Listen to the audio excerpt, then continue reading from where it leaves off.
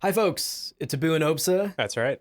here once again for another bonus episode. Indeed. We just can't help ourselves. We love sci-fi, and Severance is sci-fi. In fact, it's good sci-fi, And that's what we're here to talk about. and that's what we're going to talk about. So, wait, before we get into it, we should spoiler warning and kind of Yes. cover the context of today's bonus episode. Yeah. Folks, make sure you've watched all of Severance Season 1 before you listen today, and Severance Season 2, Episodes 1 through 5. We're By about the time this episode goes out, just because of production timing, yes, we realize that like more episodes of Severance will be out. We're kind of behind. This conversation today is only going to cover 1 through 5. Yeah. So as long as you've watched those, then you're good to listen today. exactly. A I'm little bit excited of to a talk about mid-season review here. A little and, mid-season check-in for There you go, Severance. yeah. How are you feeling about the show? Well, What's your history with the show? Like, what did you think of yes. season 1? So I should say, as soon as season 1 came out, I noticed it. I had to watch it. Yeah. Immediately hooked. Ugh. Season 1 was one of my favorite television seasons in quite a long time. I Agreed. really enjoyed so much about Severance, and I have been raving about the show and was so obviously frustrated when there was the writer strike that prevented the season 2 coming out, and obviously totally fair, but I'm hooked. I'm back on it. You're back. It's Yeah. fantastic. Yeah. 3-year wait worth it so far for you? 3-year wait. In the first 5 episodes here? Absolutely Yeah. worth it. Yeah. I mean, we'll say more about it, but I think this season in particular has just such a cinematic kind of feel to it. It really feels like the time allowed the show to mature and deepen in ways that Yeah. season 1 was already quite Spectacular. spectacular season of television, and then this second season is nothing short of a masterpiece. So Yeah. that's my What amazing that you use that TLDR. word before we're done with the season, but I actually agree. yeah. What a flex also to open season 2, episode 1 Yeah. with like a long shot, with a Right. long tracking shot as Yes. we run through the maze Yes. to reintroduce us back to the severed floor, Totally. to get us back in that mind space and that Yes. head space, but also just kind of like a production flex. To be like, Absolutely. we're back. We got a bigger budget. Thanks, Absolutely. Apple. Yes. And we're going to do some cool cinematography with it. Yeah. I mean, that's definitely the name of the game for this season. There's some phenomenal cinematography throughout the season. And yes, the very first episode, they hit us with it immediately with Yeah. that long tracking shot of Mark running through the halls, and you feel like he's a mouse in a maze. There's a Yeah. kind of a lot of symbolism there, and it reminds us again that the severed floor and Lumen is this weird clinical, Mhm. really sterile environment, and it's also weirdly massive. So, Oh my God. Yeah. I mean, the tracking shot goes on longer than Yeah. than is comfortable, which is obviously Yes. the intention. Yes. You're like watching it, you're like, oh, cool, this is a fun shot. yeah, It's not ending. It's not ending. really not ending. We're still Exactly. going. Yeah. So obviously the intention, and Totally. they nailed it. yeah, Okay, so let's maybe how about we start broad? Yeah.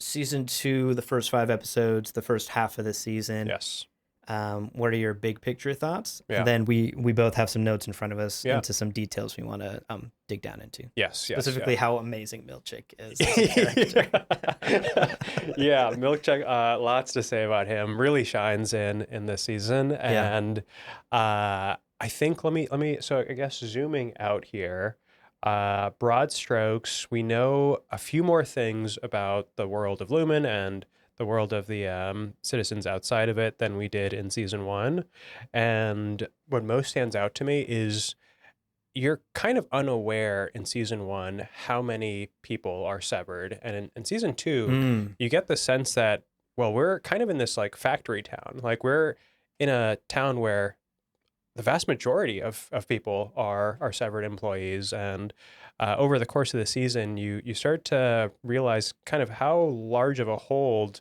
that Lumen has on the rest of the world is, to the extent that, of course, at the end of season 1, the and it can't be spoilers. I mean, everybody here that's listening hopefully has seen all of season 1 and and is caught up here.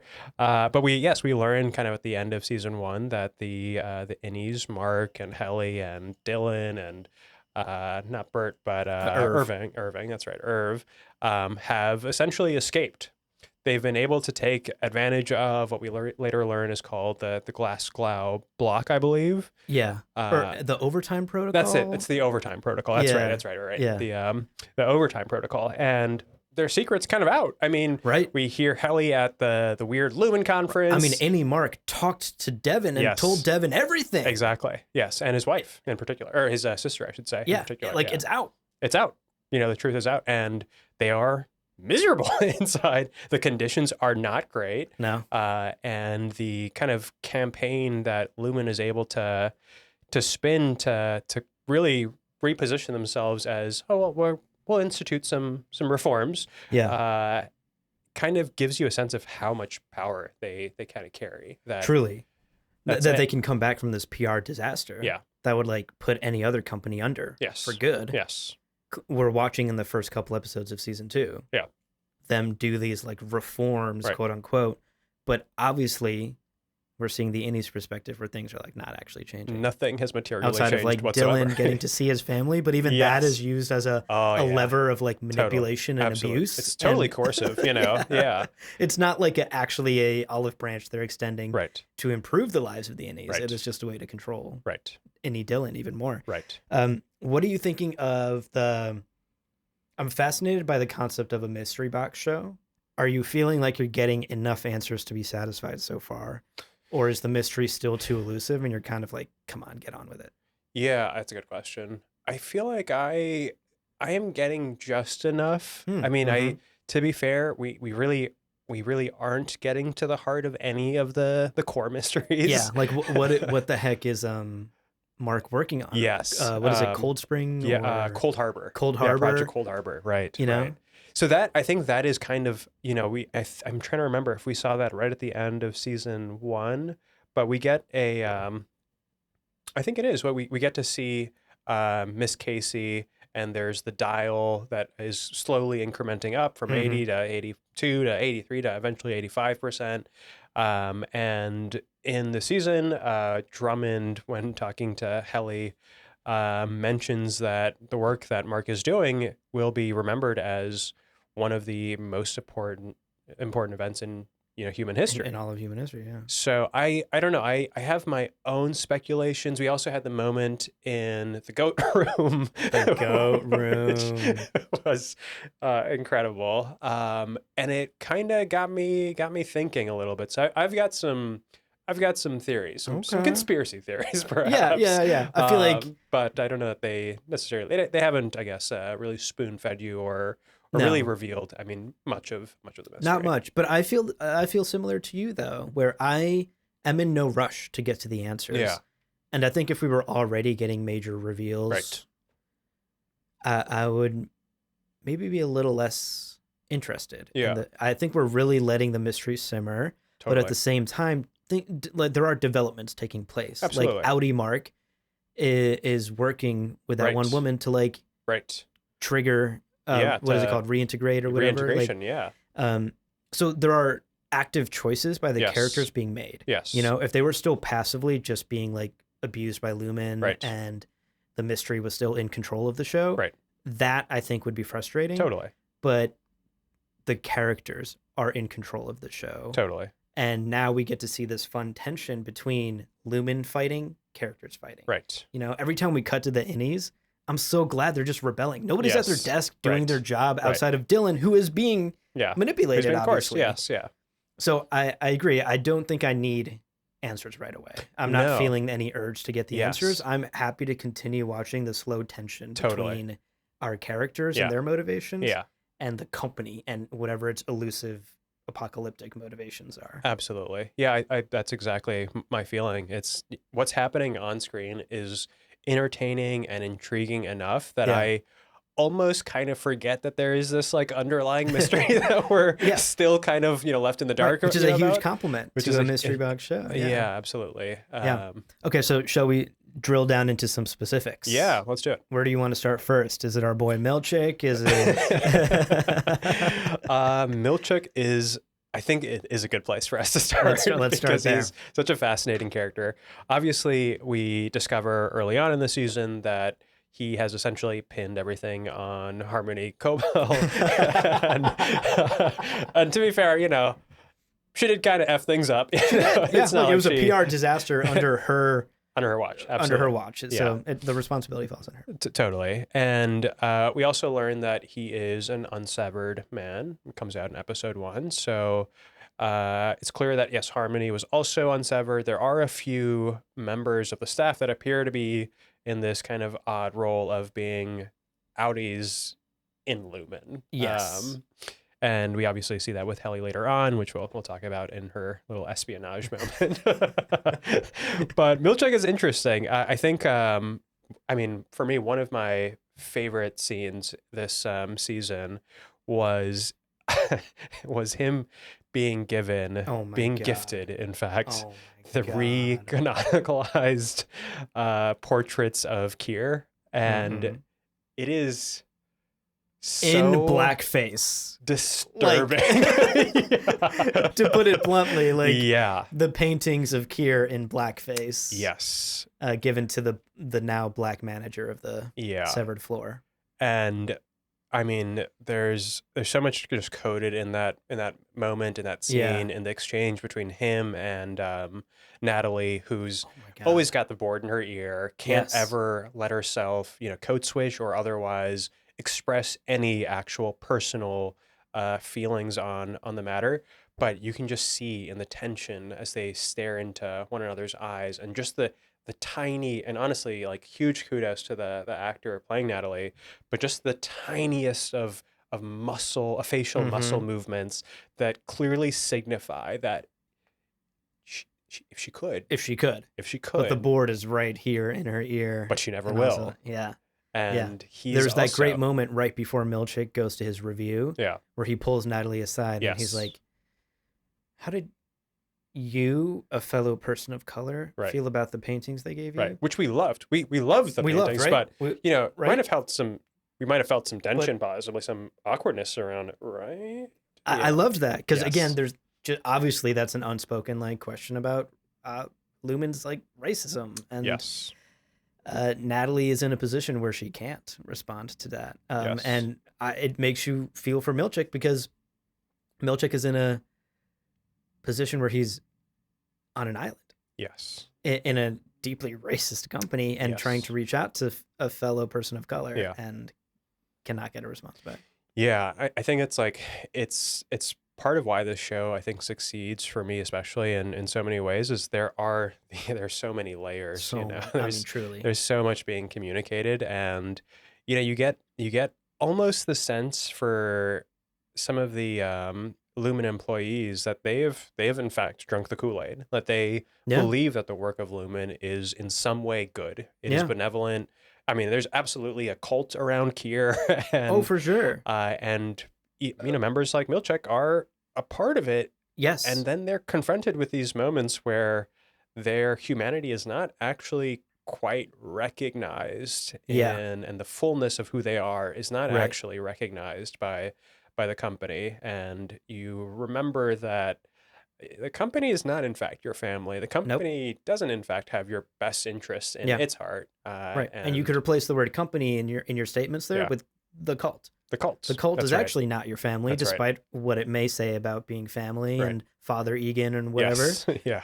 And the cult does not have your best interests at heart. Not at all. You know? And I think I like what you're getting at here, because I have a Milchek theory that we are watching over the course of season 2. Yeah. The birth of Rebel Milchek. I do think his humanity is going to be pushed and questioned one too many times by the end of this season. And I think he too is going to throw in with the rebellious innies against Lumen. Interesting. And we're kind of maybe going to see how he escapes the cult. Yeah. Or how he sort of confronts, because he's a believer to some extent that they are doing something that will be the greatest achievement of humanity. But I think we're also seeing him slowly start to question the cult and the cult teachings. Yeah. Definitely some cracks I suspect appearing. by end of season 2, Milchek is going to have an interesting character arc. Yeah. It might be too bold to say he'll all out be a rebel and be full anti-Lumen, but I do think we're going to see some sort of Milchick's sort of meltdown or pushback Right. against Lumen. Right. Maybe he, he looks away when something goes down, and who's to say? That's but right. Yeah, maybe even I- a quiet rebellion. maybe where even a he quiet rebellion. allows the innies to get away with a Yeah. little something, which he Yeah. kind of does with Irving's funeral, which maybe we can touch Right. on for a minute. Fair, like, yeah. Watermelon head Irving aside, literally eats Oh the my head of your God. dead Yeah. coworker. Ah, wonderful. The imagery is just so juicy. Like Yeah. Lumen, the show, I love because it somehow is striking the perfect balance Yeah. between utterly endearing. Yes. Dylan and Irving's relationship Yeah. is equally funny, touching, sad. Yes. And the show also manages to be completely like disconcerting and Yes, creepy and totally, weird. Totally. You know, just the fact that like Milchick allows them to have a funeral, which Yeah. Miss Wong is like that makes them think they're human. They're not Right. human. Right. They're Don't let them innies. think. Yeah. Exactly. Don't let them think yeah. that. Yeah. Milchick allows it, which to me Yes. feels like a subtle rebellion. Right. But then he also brings in a fucking head of Irving and tells them to eat it, which is just like Right. so. I mean, it's Yeah. like cannibalism coded. It's like weird. It's Yeah. dehumanizing. Totally dehumanizing. You know, yeah. Lumen's policies are so dehumanizing Yeah. to the innies, Yeah. and to some extent to also to Milchick and their other employees. Right. And it's really interesting to watch the characters grapple with that Totally. because yeah. they get some sort of closure with the funeral, Yeah. but they also get these weird Lumen things Right. that happen. Right. And it's also, I mean, closure somewhat. I mean, the show raises a lot of questions in those moments, and I think the one in that scene in particular is Dylan describes Irving as having died. Yes, And and Mark. he says he's just not here. And that's interesting because I Yeah. think that kind of cuts to the moral dilemma of this entire severed premise. You know, Are innies people? are innies people? Do they have souls? Are they Once they leave this building, do they die? exactly? And I think that question of whether the person on the inside has even sovereignty over themselves Yeah. is kind of Ooh. brought to mind here.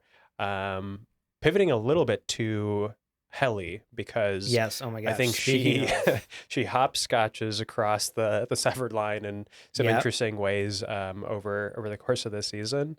I don't know. Tell me, what do you think about what happened between her and Mark in definitely the best episode of the season, the Orko episode. Oh my god, the Orko episode.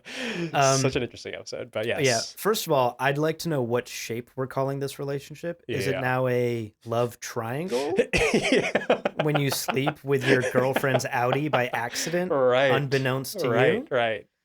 Is Is that cheating? Yeah. You know, it raises a lot of relationship questions that are Totally. neither here nor there. Totally.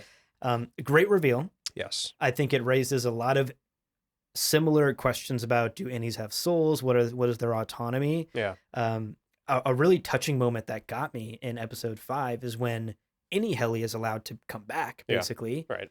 she goes to Mark and she's like, "That's not me. Yeah. She stole my body." Exactly. Oh, yeah. Like that gives me goosebumps because Yeah. like Innie Helly has Yeah. like now sort of self-actualized in a way where she considers herself a Yes. person and this is her Yeah, body. bodily autonomy, and yeah, totally. And she feels violated Yes. that someone else would steal it from her. Right.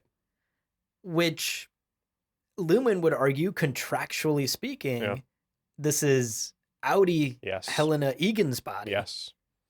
This is not your body, Innie Right. Helen. You have no right to this body Right. at all. But clearly, Helly is like very violated. And I Totally. think it's especially powerful that this like bodily autonomy like stress point Yeah. is coming from the only woman in the office. Right. Like the only That woman is- in MDR. That's a very good point. Because Yeah. that obviously thematically speaks to a lot of Yes. female bodily autonomy Totally, questions. yeah. You know, who has the Absolutely. right to your body, who takes it away Yes, from you, which totally. corporation, etc. Absolutely. Huge fan. I can't wait to see where it goes. Yeah. Mark in episode 5 is still being a fucking weirdo about Yeah. it Yeah. and fair. deeply uncomfortable Yes, yeah. and hasn't brought it up with Yeah. I mean, to Innie be Helly fair, yet. I mean, he was also violated. he was violated. He slept with a that's, woman he didn't. Yeah, exactly. Yeah. I mean, it's a really kind of unusual, and that's kind of where like this sci-fi premise allows for some really interesting conversations Amazing. because in what world are we talking about? You know, like all of this feels really quite divorced, you know, in some regards from you know, day-to-day life. But on the other hand, it touches on absolutely these like deeper themes that resonate, you know, with, I mean, bodily autonomy is something that obviously is at risk in many ways, you know, in the present Absolutely. moment. So Yeah. Did we also want to chat a little bit about? Well, we're already on the Ortbo episode. let's talk about Let's just vibe out about the Let's talk Ortbo about the episode for a Ortbo. bit because Okay. this felt like. So I saw a great article on Polygon this Yeah. week about the Ortbo episode, Yeah. And the premise of the article was basically, TV shows are too short these days because the Ortbo episode feels like old school TV, where Yeah. you kind of go off on a side adventure for an episode. Yeah, totally. And totally. you kind of It's like the pause beach on the main adventure. plot Yeah, for a bit, totally. and you do a little side Yes. quest. Yes. But the side quest kind of loosely feeds into the main Totally. plot, but also like reveals so much Yes. about the characters, about their Yes. lives, Yeah. about the world building. Yes. TV shows, when they used to have, 24 episode seasons, Right. had the breathing room to be Absolutely. like, let's do the occasional side quest Absolutely. episode, Yeah. go off the beaten Yeah, yeah. path. This episode took the risk in doing that, and I think absolutely hit a home run. Smashed it. No, absolutely. Absolutely smashed it, Yeah. because we got to do a whole episode outside of, Yes. Lumen. the Lumen actual- office. Yes. and we got like more insight into weird Kier Yes. uh, Lore. lore and philosophy. Yeah. Something about masturbating in the forest in Yeah, front of your brother yeah. until you melt. It like we got this Just great deranged. It's deranged honestly, yeah. the cult-like behavior, yeah, the totally. creepy tent Yeah, situation, totally. Milchick's fit. I mean, oh my yeah. god, All the furs. Oh yeah, absolutely. Like I think Ortbo will go down as an all-timer. 100%. for sure. Yeah, I mean, it's also, again, like to your point, it's one of the few moments we get to see outside of the Lumen offices, and it also allows for many different shots. Like we got to see this really nice panned out view of the mountains and the forest that they were in a way that was like completely different than our sterile, really Yes. cold and otherwise really not human kind of feel and vibe of the Lumen offices. Absolutely. And just that alone was, I mean, that opening shot I thought was really quite beautiful. And all of a sudden I was like, did I turn on the wrong show? Is this Am I Fargo? watching Alone right now? You know? And I also, it kind of had me questioning my sanity a little bit. I was like, are we still inside Lumen somehow? Yes. You No, know? the whole time I was waiting for some sort of like they're Yeah. jacked into the Lumen Right, Matrix, right. and this is just VR. Yes, exactly. I was waiting for that like, Exactly. moment to happen. Yeah. And honestly, I didn't believe it until like 3/4 of the way into the episode, where I Right. was like, "Oh, they're actually outside. They let the innies out on a vacation, not Right. really a vacation, like a work trip." Right. Very weird situation. Yeah. It didn't help that the whole episode kind of feels like a dream because of the Yes. Kier philosophy and Milchick doing the incredible Yes. storytelling Yes, and yes. reading them the culty book and everything. Yeah, yeah. So I think they nailed that like dreamlike vibe of the episode. Totally. But of course, we get huge revelations Yeah. with the Heli reveal, Yes. and then Irv And then Irving, obviously is kind of picks up. immediately getting. I don't know what terminated. he picked up on, but he clearly could see that Heli was not Heli. And it does, again, speak to the humanity of the innies. Like, they are absolutely... They feel all the feelings. They feel all the normal feelings, you know? And They fell in love.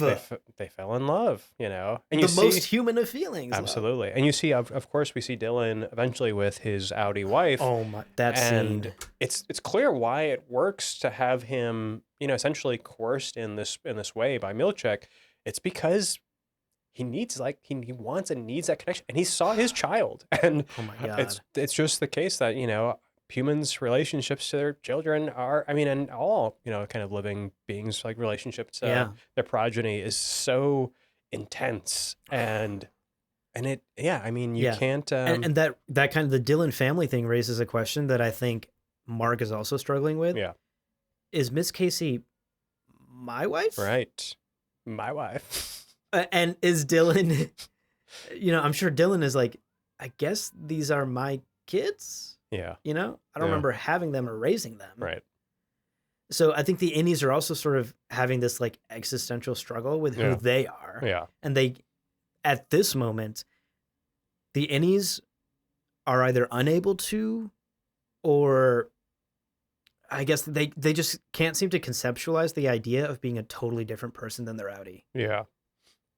Mark I would- Mark is still kind of connected to the wife that's not his wife, Right. technically. Right. And Dylan is connected to a family. Any Dylan is connected to Right. a family that's not technically his It's not family. exactly his. Yeah. Yeah, they can't seem to break away and create their own personalities. Yeah.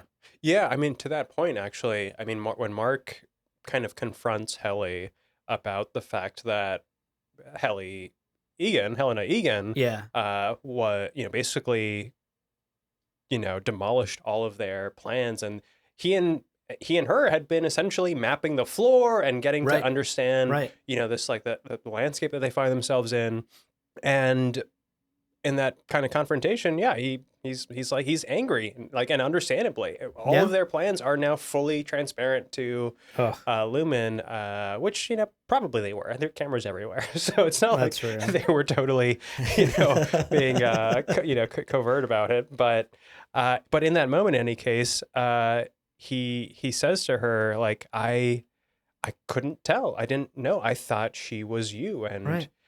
that's really tough, because clearly the innies have their own personalities. I mean, it seems like they do, Right. that are distinct from their outies, and obviously they have different experiences, and your experiences will shape your Yeah. personality and character. But on the other hand, why was it that Helena could so convincingly play Helly? Right. It's just clearly Right. the case that, and even Mark Outie, yes, Mark's Outie is definitely depressed, and he's been wrestling with all sorts of really painful circumstances from his wife's alleged death.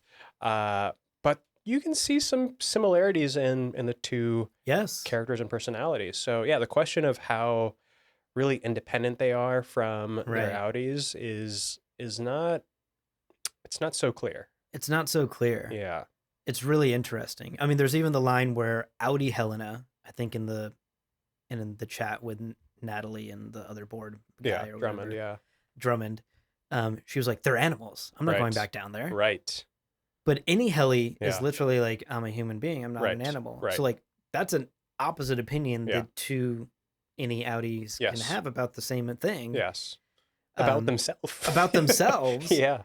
And so that's how much of that bleeds over. Because Yeah. remember, Milchek also went to Mark and to convince him to come back to the company. Right. He was like, your innie has found love. Right. And if you give it enough time, Right. that love will bleed back out to you as Right. the outie. That's right. And you'll Like, get that joy. Is he and- lying, or is that Yeah. a real side effect of any outie severance? Like, right. do the personalities start bleeding into each Yeah. other? Like, how divorced are they actually? And how Like, divorced could they Such be? fascinating questions. How Totally. divorced can you be? Yeah. How does it even work? Yeah. Is it clones? There's like clone theories out there Exactly. that like, I don't believe this at all, but Yeah. like theories. Well, let's get into the speculation Sure. about what we think the mystery Yeah. is, and our kind of like Okay. conspiracies about what's coming Yeah. down the pike. Here's a couple I want to shoot down right away. Yeah. Ortbo is an anagram for robot. I Ah. think Huh. the show has nothing to do with robots. Yeah. I think they're intentionally throwing us like a fake red herring. That's a good They're one. like, okay. here's one for the fucking Yeah, conspiracy yeah, yeah. theorists to go ham Interesting. over. Interesting. And I think Ortbo is just kind of a silly moniker also. Yes, So yeah. I think it works both ways. Yeah. I don't think robots are involved in this show. Okay. I think that I just don't see it. Yeah. The other theory that I've read online then is the clone theory. I haven't dug too deep into Yeah. this theory, but my basic understanding is that the theory goes that, I don't know, I guess perhaps every time they get in the elevator, a clone of them is made in down under and then recycled and recloned. And Oh. So, like, interesting. and maybe all that's being like sort of downloaded is their consciousness Huh. or like a copy of their consciousness that they don't Interesting, have access to considering- only the clone. Interesting, considering what book we're reading next. Yeah, it's true. Yeah, we're reading Mickey 7 coming up. So again, I think that's just a tad too convoluted for what we're I doing would agree here, with that. You know? I would agree with that. I don't think we've hinted at the thing that I think sparked this clone theory is that Kier had a twin sibling, quote unquote, in the legend. Right. Apparently a secret twin Yeah, sibling this that was no the one part has of the ever fourth heard of. appendix The or fourth whatever. appendix. Yeah. And so I think that has sort of sparked a clone theory where people are like, Got Kier it. didn't have a twin. Got it. Kier made the first ever clone of Right. himself. Right. And right. now Lumen is a company that clones other people. Got it.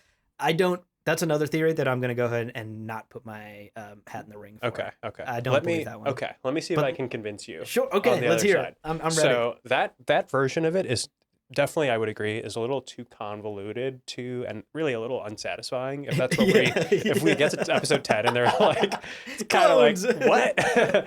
But okay, these are I feel like the Ooh, breadcrumbs that okay. have led me to a clone theory. Mhm. So the sheep, Dolly, first clone sheep. Dolly. And I can't get over like why the goats, why the sheep, why this weird room where you've got these like goat herders Yeah. and that whole kind of tribe of Okay. folk. Okay. So the goat thing kind of got me thinking, all right, clones, maybe something in this direction. And we've got, of course, Project Cold Harbor, which Mhm. Mark and the other members of MDR are working on. And again, there was that one scene where you see Miss Casey and she appears to be there's like a loading bar in the shot that she's in, Yeah. and it's at 85%.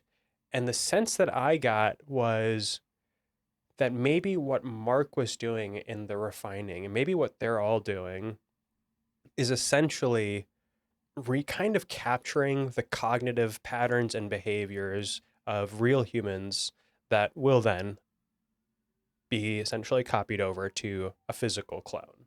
Whoa. So that the process is not physically like they can do a physical duplicate of the body. I feel like that is probably already, like scientifically possible even today. But to be able to capture the mind in in the clone, I think is where they're essentially doing the work to help. The R&D is still happening for that part. The R&D is still happening for that part, and they're getting closer to a perfect 100% duplicate of the mind, but there's some human massaging essentially that needs to happen, and that for whatever reason, Mark being maybe the closest to Miss Casey, and I guess my theory is that Miss Casey is the first human to be perfectly digitally cloned. Interesting. Is the and maybe Mark is the best possible person to do that, knows her the best, and maybe that's why her he's husband. Yeah, that makes a lot of sense, because MDR's, I forget exactly how they described it in season 1, but isn't their job to just like look at the numbers and click on what feels right? Yes, and put them into the bins based on the vibe. What the vibe is. Yeah, and that's a great theory, because what feels right is just like, okay, what my human instincts are telling me, and that's data that then Lumen can generate into the digital human consciousness exactly of some sort. Yeah. Crazy. I mean, look at the questions the show is raising. Like, this is good sci-fi, Absolutely. baby. Like, it's compelling. It's interesting. Yeah. The characters are incredible. Yes. You're rooting for all of them. Yeah. It's well paced. It's well shot. Yeah. And it continues in big and small ways to ask like the biggest, most existential questions. And I think that's what makes the best of sci-fi great. Definitely. What a great show. To wrap up, would you sever? And if no, could something convince you to sever? You know what? I feel like I've got a gut reaction to this that I wouldn't. Right. Certainly the show doesn't make it seem like an appealing situation. I mean, even if they had, I think, made Severed Life, I think that's kind of one of the things that's funny about the show, that they, by having such a wild conceit and premise in the Severance, they're able to kind of sneak in a few things that are honestly like much less believable even than Severance. And in particular, that any corporation in the maybe this isn't as far-fetched, but like that any corporation in the United States could kind of act with the amount of impunity that that they do, like that. There's no, wellness checks is like a reform that's instituted in the second season. There are no wellness checks. There's a 14-year-old former crossing guard child labor, who's not a friend, a supervisor, to be clear. According to her. So I think that's kind of that's kind of the one of the more just somewhat easily forgotten but also far-fetched premises of the show is that there is this corporation that acts this way, big evil and corporation. so I think if that were set aside and instead we had like the Apple of Severance, then Apple is loving hearing this. Keep going. Apple sponsor us. Then I think it becomes a much more compelling and difficult question. Yeah. And because I think like so many of us kind of hate our jobs, and so Yeah. it's like yeah, of course I would get like if I could just have the income but not do the labor or like like Right. What? I Of can course. I can definitely see that being I guess an Yeah. easier choice. And I think that's why the show works so well. Like Yeah. immediately 5 minutes into the first episode, you're like, I'm in. Yeah, Like totally. I would sever. Totally. Kind of like winning the lottery or Yes. being able to see the future, right? Right. At first glance, you're like, yes, I want to Yes. win the lottery. Of course I Yes, do. I want to see the Yes. future. Right. And then you spend like 30 minutes thinking too much about it. Yeah. And you're like, seeing the future would be horrible. Yeah. Winning the lottery would ruin my life. Right. Being severed is actually an ethical and moral and Total. like capitalist disaster. Yes, exactly. So I love that the show offers you a thing that sounds instantly compelling, Right. and then continues to just pull the rug Yes. out from under Yeah, you. yeah. It's a over real and over long again. rug A pull. very slow rug pull. Yeah. Yeah. So I think that's ultimately I think I fall on the side of like no, and even in the most ideal conditions of a lumen that feels like glorious and wow, look at this Right. campus and Yeah. our meals are catered. Like even in Right. that world, I think I just I don't think I think that's the commentary I think there is that we have to do that today. Like we have to when we enter the office or we Mhm. turn on the Zoom that we code switch and we Yeah. become Right. employee OPSA or Ugh. sibling so- Folks, you do not want to meet employee Abu. He's a fucking bore. So I mean that's what I mean. Like I think the to some extent to your question, We already do. do we already do it? I think that's a beautiful note to end on. Are we Yeah. all already Are severed we already in our severed? jobs? Yeah. What a great show. I can't wait to watch the rest of the season. And for our listeners, I think the plan is that once the season wraps up, Yep. all 10 episodes are out, we will check back in with That's another right. episode. We'll We'll do talk another. about the rest of the season. Yeah. Because we're loving the show and we're not going to It's stop watching, of course. Fantastic. So we have a kind of a busy schedule coming up. That's we're going to right. be talking Mickey's. We're going to be reading Mickey 7 and covering Mickey 17, the That's movie. right. Coming out in And an episode. then Apple, speaking of Apple TV Plus just announced the Murderbot TV what show. are you doing to us? Incredible. 2025. It's going to be a Incredible. busy year for Yeah. us. And we've already covered the first Murderbot book, Yeah. and we're going to squeeze in the second one just in Yes. time for the show to come out. So we have a That's right. busy couple of months, but we're also going to try and squeeze in Severance Yeah. also because we're loving it. We're Yeah. having fun. Busy doing things we love. Things we love. Yeah. Wouldn't want to be severed for this recording. Exactly. You know? I want to be all here for That's this. right. That's right. All right, folks. Thank you so much for joining us for a little bonus conversation about Severance. As always, reach out to us, Sci-Fi Book Club Pod at loreparty.com. You can also hop in the Discord and Patreon. Those are free to join and sign up. That's where we hang out, chat with our lovely community, geek out about sci-fi stuff. That's right. And that's where we'd love to hear your Severance theories as well. Is it clones? Is it robots? Yeah. What's Is it going on? neither? Is it neither? Yeah. Yeah. What's going to happen? Exactly. Come hang out, come chat with us. We have a lovely, nerdy little group going. That's it for today's bonus. We'll see you for our coverage of Mickey 7, which is That's up next. right.